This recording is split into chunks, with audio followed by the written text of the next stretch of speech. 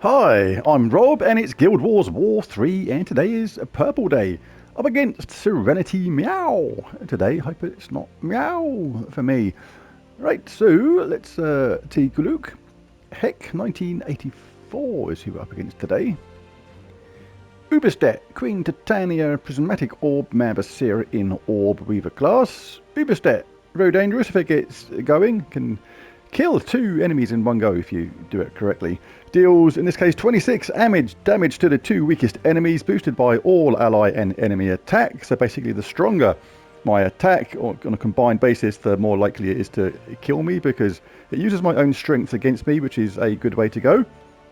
If one of the enemies dies, then kill the other one, just like that. Kaboosh. Queen Titania. Damage to all enemies, boosted by red enemies and allies. If there's 13 or more red gems, gain an extra turn. So damage to water. Soften people up maybe for Uberstet to finish off. Fairy Fire a random enemy on 4 or 5 gem matches helps that, because Fairy Fire troops take an extra 50% damage from incoming spells. Prismatic Orb creates 8 gems of a chosen ally's mana colour and gives a bunch of armour to them. And Vulpacea just goes around waving those arms everywhere, just bashing everyone and just bashes everyone. Deals 17 to 35 damage to 6 random enemies. All green allies gain 1 to all stats at the start of each turn. Is a little bit wasted in this team because that is only a couple of troops there, so no full effect from that. But what have I got here? It's typical, my standard Zorgoth team with the Obsidian Libram. Like that a lot. Don't need that. I might show this one. I haven't actually used this one yet. I've created this one the other day. Kind of a combination of different good things about this. The main damage dealers, well, you can do it any way you like, really. If you really want the AI to have very little turns, if you're up against a dangerous team and, you know, if they get going like a goblin team, this could be a good way to go, because Secra, when she gets obviously looping with her spell, does a lot of damage and creates all those purple gems. In an all-elf team here, you can loop until the main opponents are dead. So she's really good for that. And in monk class, with Secra's looping, this is really, really useful, because we get 3 mana when matching 4 or more gems. So she can loop, you can just get your life and death ready and then just cast that when you're ready to just finish somebody off if you so desire. Now the cool thing about monk class is as well, you get the Sky Ancestry, which is immune to Mana Drain, Silence, Fairy Fire and Mana Burn. You can choose to be immune to freeze as well if you like. You get a cleanse in there at the same time. And you can also have Fortitude, which is immune to Stun, Poison, Disease, Deathmark, Lycanthropy and Devour. So apart from Entangle, maybe a couple of others, this is nearly impervious with all those different things, which is pretty good. Arachne Reaver is impervious anyway, immune to all status effects, does true damage, has a chance of a summon, really good troop, like it a lot. And this 4th slot is kind of spare really. I've just put Matron Valeni in there because Curse and Web a random enemy when matching 4 or more gems is going to severely weaken the opponent, while being immune to Mana Drain, Silence, Fairy Fire and Web as well. Not really going to cast that because I don't really want to kill them like that, because it doesn't do a lot of damage. But yeah, just there for that 4th trait. But you can go anywhere you like with that 4th slot. Just make sure it's an elf, so we get the maximum looping potential with our Secra. So she's also has Dark Ancestry, so yeah. The whole team is immune to a lot of these bad traits. So I might go with this, just for fun. +2 purple, +1 green, -1 red is the banner for this. I've just shown the class. Right, I think we've got 2 Nisha and 1 Arnu on this, because there's no particularly fast start. Come on in, Queen Titania. Oh, beautiful start on purple. Cannot complain about that. Right, so we can hit her. See, charge up the team. If you choose to do it again, if you want your bottom troop charged up, you can. If you want to just take someone out, you can. Life and Death and this are going to target the last troops. That's doing 70 damage. It's doing 80. So they are both going to die. Oh, she got some spell reduction. And life and death, or the other one, finishes off. So obviously that is based on my magic level to a degree, but yeah, really effective. Life and death in Arachnian Weaver. Side by side, combined damage, absolutely awesome. But if you need two casts to finish them off, cast Life and Death first, and then your Arachnian Weaver, because you get an explosion of gems when you kill troops with Arachnian Weaver. So always do it Life and Death first, and Weaver second. So 3,288 points.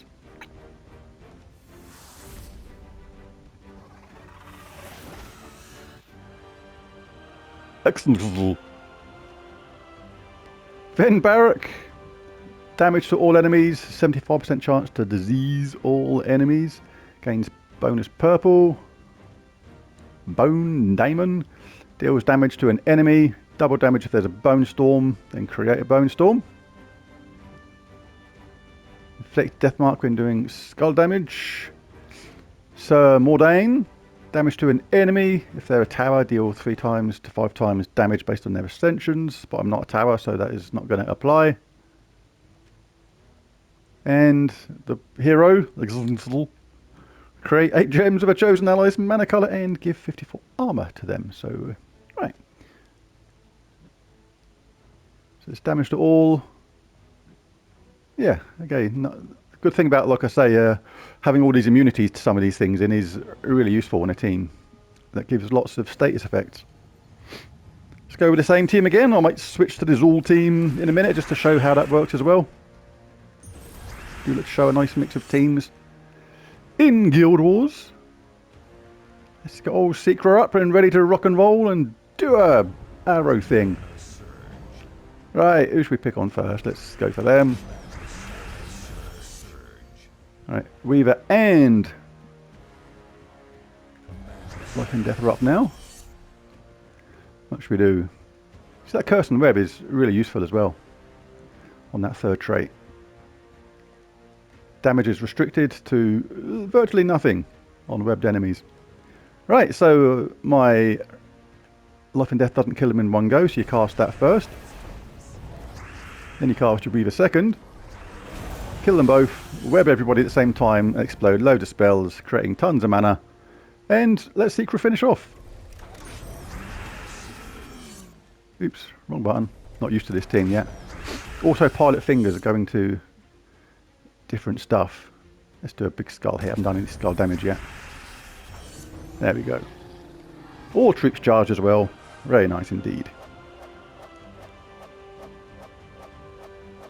And I was 1,391 Guild Wars points.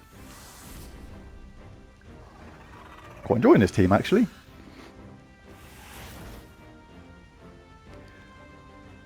This is the team of hard to pronounce names. You do not get into this guild unless your name is like, you have to look at it about 5 times to work out how to pronounce it. Eskum Mosaverdi. That's actually probably the easiest one out of all of them. Heck, 1984 is technically easier. Ebon's Hammer. Explodes blue gems. Has a summon. Scorpius. Wonder if they've got any way of poisoning in this team. 45 damage to the last 2 enemies in this case. The damage is lethal on any poisoned enemies, so do not get poisoned. Urieli is here. If they get a 4 match, they're going to poison all enemies, which is the way to go with this. So basically we need to either be immune to that, which most of our team are, and she does damage, true damage to all enemies at the same time. An Arachnian Weaver is impervious, but that can be overridden. That's the cool thing about my team. My matron Valenian there, she applies Curse. If that gets cursed, it's not impervious anymore. Right, so the main thing we have to watch out for here is this getting charged up. They're in monk class as well. Gain 3 mana when matching 4 or more gems. If that gets to cast, that will explode blue gems, charging up the team. If they get a 4 match, we will... No, that won't be poisoned.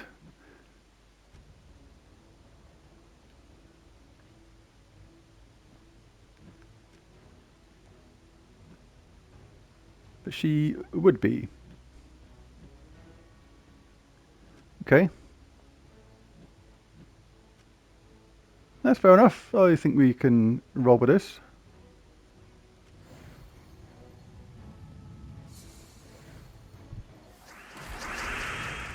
Alright, so nothing regarding a purple absolutely straight away.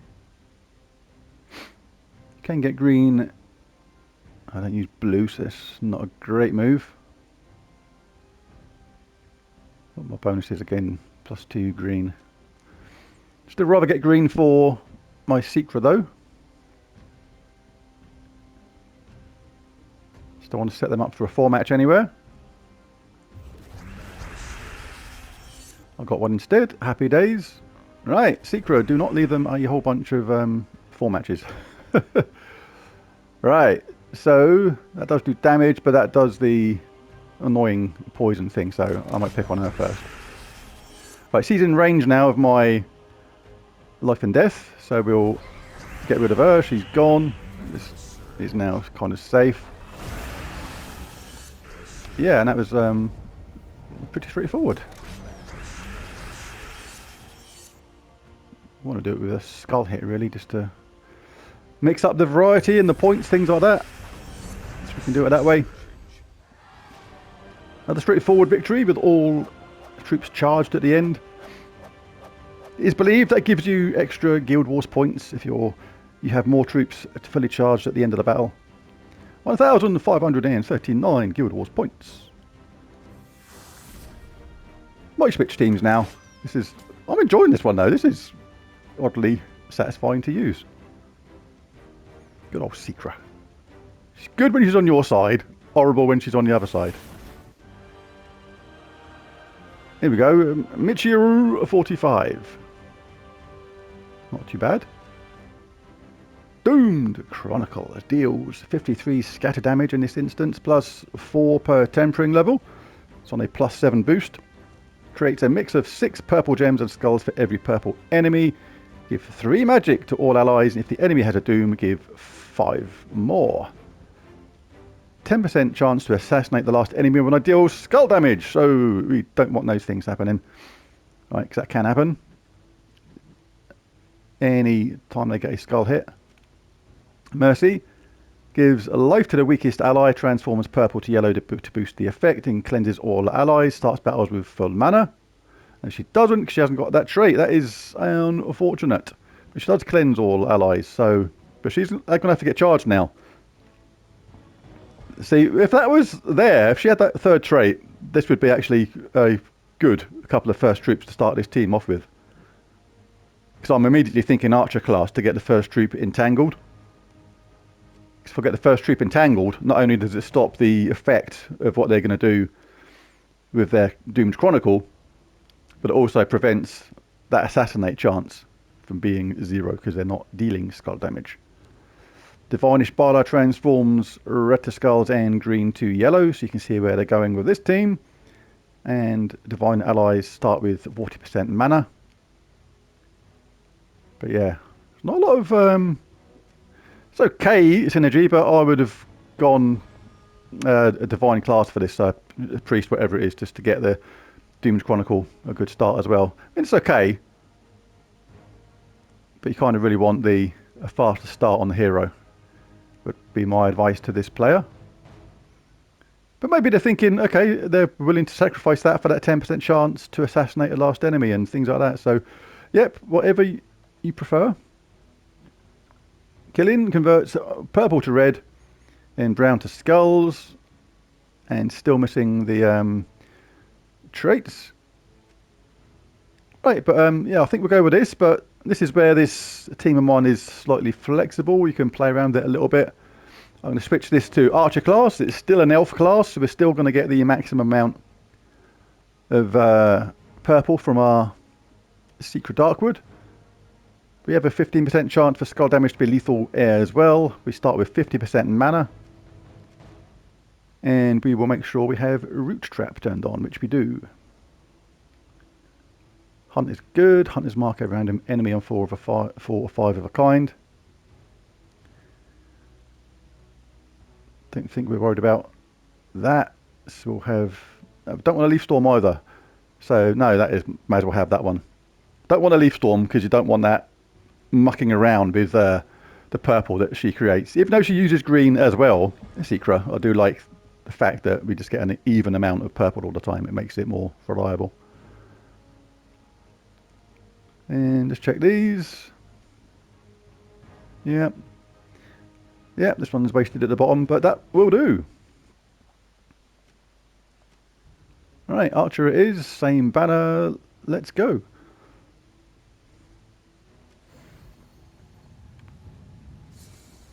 Still haven't shown this all team. I've shown it before anyway. I think I showed it last Guild Wars on Purple Day. Or the one before that, but depending upon the opponent, I might show it in the last game, the 5th battle. Right, so they're entangled. No skull bashage and assassination chances for you, Sonny Jim. There's old Secret ready to rock and roll. Do our stuff. Let's get rid of that hero straight away if we can, because that's a good thing. Even though my life and death is ready, you can actually choose to just target someone who you think is going to be annoying. So they're gone. Got Bandit instead. Not worried about that. Not worried about that, apart from to give Secret a wallop like that. You can't whack my Secret. It is forbidden.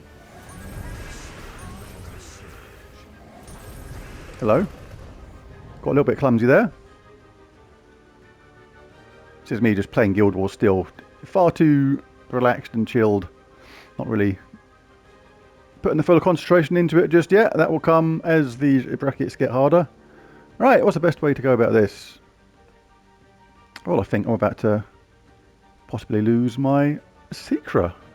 That's not very nice. Red to Skulls, green to yellow is all over the place. Not on the red to Skulls side of things, but on the green to yellow, that is. It's amazing sometimes how there can be so many green to yellow everywhere when you look at it, but not actually be a 4 match. There's a couple of 3 matches which could cascade. Yeah, that's dangerous. So, what I will do, I will absolutely wing it, I think, and cast that. I think my Secret is about to bite the dust. I could do that, but they're still going to get some cascades. If I get 75, but if I cast this, yeah. Shall I sacrifice her, or see what happens with this?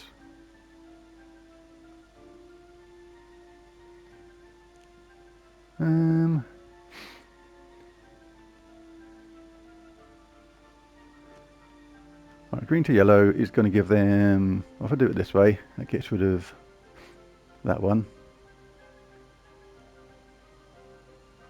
So green to yellow is not actually going to do that much apart from this over here. I'm going to let them do that. I'm going to do that first. Oh, it did set them up in the end. Oh well. Oh well. Right, so let's do a little bit of life and death tomfoolery. We'll cast this first. Get a bunch of life back, so I'm not too worried about that skull hit. Then this will finish them off. We've got 2 chances now of a 75% chance of a web spinner.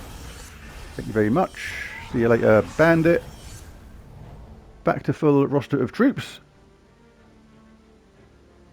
And what should we do? Let's grab some life and death. Obviously, it's not ideal to lose someone if you're after ultimate points. This is still just me in semi-casual mode. Triple damage from web spinner finishes off. 1,582 Guild Wars points. Yeah, it's still quite a fun team to use though.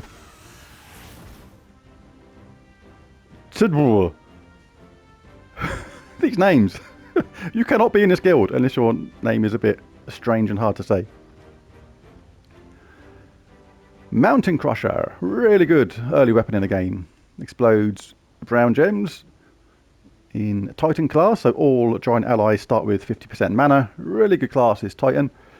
Inflict stun when enemies deal skull damage, counter attack, Thunder Fist, Storm Aura, Rock Solid, Lightning Strike, and Fortitude.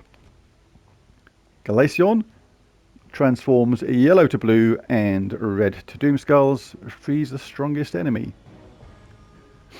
Okay, is good. Normally in first place though, but not too bad in second because you do get the Titan in first place. You've got that damage reduction anyway, or you get the rock solid barrier rather. So yeah, not too bad. Would prefer to have Glaceon in first place in a way, but Cockatrice entangles an enemy and drains all mana from them, creates 6 brown gems boosted by mana drained. Gain bonus yellow from yellow gem matches, deal double damage on skulls versus entangled enemies. And King Bloodhammer, damage to the 2 strongest enemies, transforms blue to Doom Skulls to boost the damage. Right, so they have got a entangling element going on here, which is one of the few things that I'm not immune to.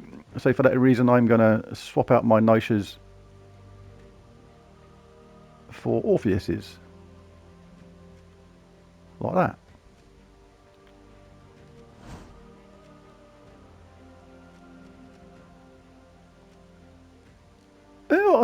I still might use this team, just to see how many points got scored by it at the end of the battle.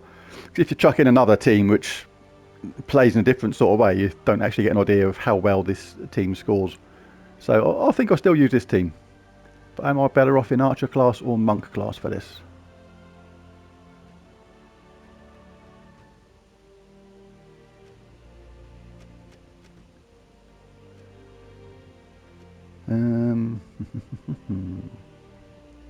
See, I like the cleanse.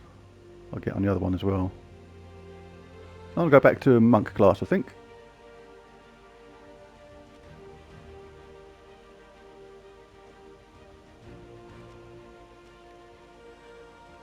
Right, let's go in.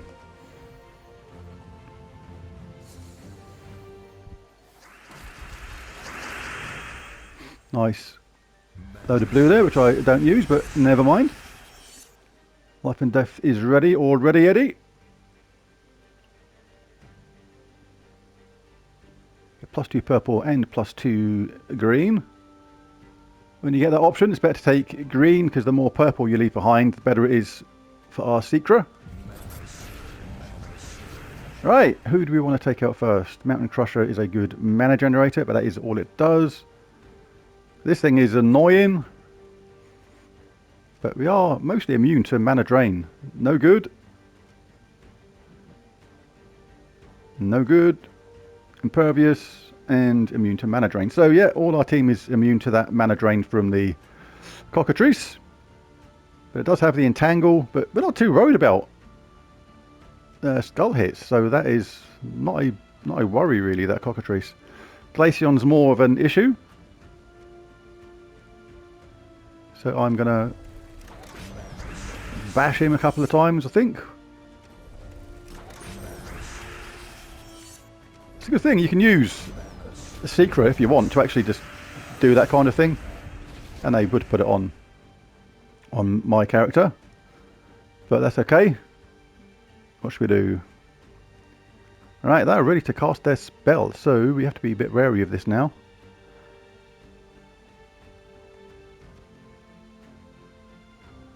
Could get rid of Glaceon. That'd be the way to go, I think. That's a good thing about it. Like with Secro, you can target who you want unless they're stealthy, but these two will always hit the last 2 enemies, whether they're stealthy or not. So there's a nice way to go about it. Right, so what we got here, we have 62 life from the last 2 enemies. That's essentially true damage, and 72, so that's enough to kill them. So okay, we'll go for that while giving them a little bit of a wallop at the same time. Have some of that. Take that with you. And now it's a case of finishing off. Let's chuck a bit of skull damage in there just for laughs. And let's do it with Secra, because the cool thing about casting with Secra is she's got a chance to get charged again. We could finish up with all troops fully charged, which we have done. So yeah, that team dealt with those opponents fairly easily. Of course, still not major high league on the teams yet, but it's getting more challenging. Went from bracket 14 last time to bracket 7. Been flying up the brackets every single Guild Wars in this new guild. But that was 1,778 Guild Wars points. to give us a grand total of, and the MVP is secret, of course, 9,578. So yeah, approaching the 9,600. So that scored actually really good. I'm pretty pleased with that. Considering we're doing true damage as well, that is a nice score. So I'm quite pleased where that team overall turned out. Pretty good purple team there. A lot of fun. There's a video. If you enjoyed it, it'd be cool if you bash that like and subscribe button. It really does help. But most of all, thanks for watching, and I'll catch you again next time. Bye for now.